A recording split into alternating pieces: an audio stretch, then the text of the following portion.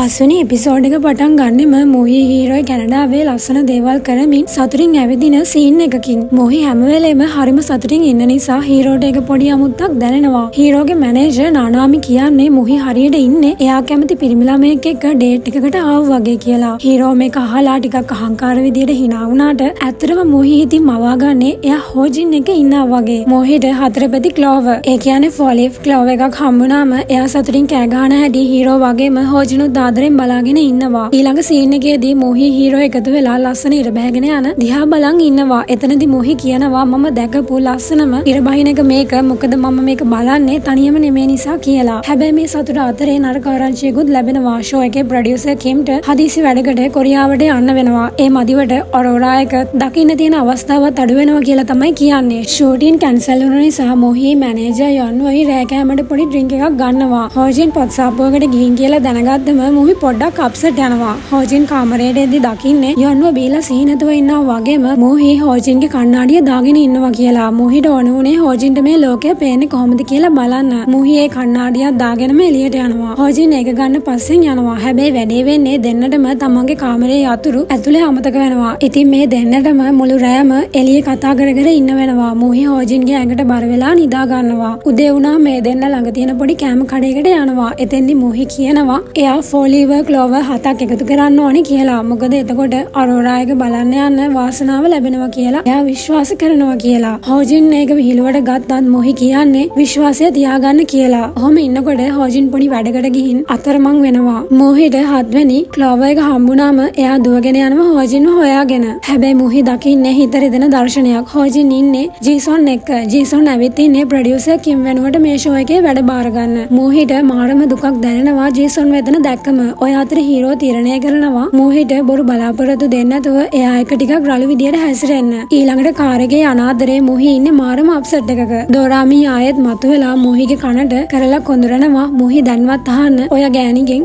Wedding එක ගැන අහන්න ඇයියා මෙහි ආවේ කියලා. දොරාමිගේ බලපෑම නිසාම මොහි තමන්ගේ හිතේ තියෙන පාලනය නැති කරගන්නවා. එයා ජේසොන්ගෙන් කෙලින්ම අහනවා ඔයාගේ වෙඩින් එක ලබන සතියේ නේද? ඉතින් ඇයියෝ මෙහි ආවේ කියලා. මොහි මේ ප්‍රශ්නේ අහන්නේ හරිම රළු විදියට. හෝජින් පවා පුදුම වෙලා මොහි දිහා බලනවා. ජීසොන් එකට හරිම සංසුන් උත්තර දෙනවා මට විතරයි මේ වැඩේට එන්න පුළුවන්කම තිබුණේ කියලා. මොහිගේ හිත ඇතුලේ දොරාමි තවත් ප්‍රශ්නයක් මතු කරනවා. එයා මොහිට මතක් කරනවා හෝජින් එක්ක රෑ ගත කරපු වෙලාවේ මොහි බොර කළා නේද යතුරු අමතක වුණා කියලා. ඔයා හෝජින්ව රවට්ටලා යතුරු ළඟ තියාගත්ත නේද කියලා. දොරාමි අහද්දි මොහි ලැජ්ජාවෙන් සහ බයෙන් ගැහෙනවා. එයා බය වෙනවා හෝජින් මේ රහස දැනගනී කියලා. හොටෙල් එකේදීත් හෝජින් ජීසොන්ගෙන් වෙඩින් එක ගැන අහනවා. ජීසොන් ඒක මග ඇරලා කතා කරනවා. හැබැයි එතනදී පෙන්නන ෆ්ලෑෂ්බැක් එකකින් අපිට පේනවා ජින්සු ඒ කියන්නේ හෝජින්ගේ මල්ලි වෙඩින් එක ගැන හරිම අලස විදියට කතා කරපු එක ගැන. ජීසොන් හිටියේ මාරම කලකිරීමකින් කියලා. මොහි පාරායිනේ බංකුවක වාඩි වෙලා තනියම දුක් වෙවි ඉන්නවා. අන්නේ වෙලාවේ තමයි හීරෝ එතනින් දුවගෙන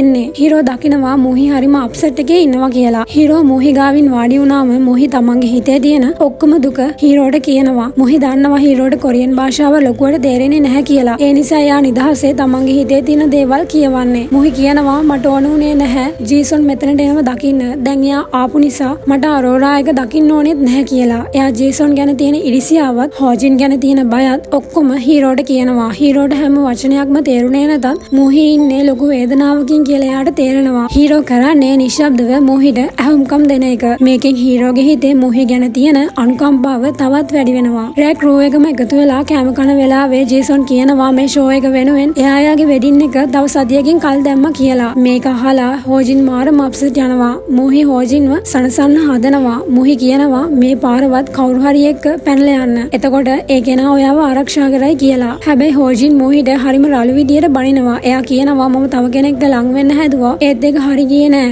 ඔයාට මගේ හිත හදාගන්න පාවිච්චි කරන කෙනෙක් වෙන්න ඕන නම් විතරක් මෙතන ඉන්න කියලා. මොහි අඬාගෙන එතනින් යන්න යනවා. ඊළඟ දවසේ ඔරෝරා එක බලන්න හැමෝම කැම්ප් එකකට යනවා. හැබැයි හෝජින් එද්දි පරක්කු වෙනවා. මොකද එයාගේ වාහනේ පොඩි ඇක්සිඩන්ට් එකක් වෙලා. ෂූටින් ඉවර වෙනකල්ම ඔරෝරා එක පේන නැහැ. මොහි ඉන්නේ හරිම නිහඬව. හීරෝටත් මේක නෝට් වෙනවා. නානාමි තේරුම් ගන්නවා මොහි ඇත්තටම ආදරය කරන්නේ හෝජින්ට කියලා. ඔය අතරේ මැනේජර් යොන්නු අහම්බෙන් ජීසොන්ගේ ෆෝන් එකට ආපු කෝල් එකක් ගන්නවා. ඒ ජින්සු. එතනදී ලොකු රහසක් එළියට එනවා. ජීසොන්ගේ වෙඩින් එක නතර වෙලා ජින්සුක්ට ඕන වුණාට ජීසොන් ඒක නතර කරලා ජීසොන් යොන්නුට තර්ජනය කරනවා මේක කාටවත් කියන්න එපා කියලා. අන්තිමේදී හෝජින් ඇවිත් මොහිව හම්බ වෙනවා. මොහි හිතන්නේ එයා හෝජින්ට ශාප කරපු නිසා තමයි ඇක්සිඩන්ට් එක වුණේ කියලා. හැබැයි හෝජින් hina වෙලා අහස පෙන්නනවා. මුළු අහසම ඔරෝරා ආලෝකයෙන් පිරීලා. හෝජින් කියනවා එයා ඇක්සිඩන්ට් එක වෙච්ච වෙලාවේ 7 වෙනි ක්ලෝවර් එකත් හොයාගත්ත කියලා. මොහි හෝජින්ට කියනවා තව ටිකක් වෙලා මේ ලස්සන බලන් එමු කියලා. එතනදී තමයි අපිට පෙන්නන්නේ මොහි නිදාගෙන ඉද්දි හෝජින් එයාගේ බෑග් එකේ තිබුණු කාමරේ යතුර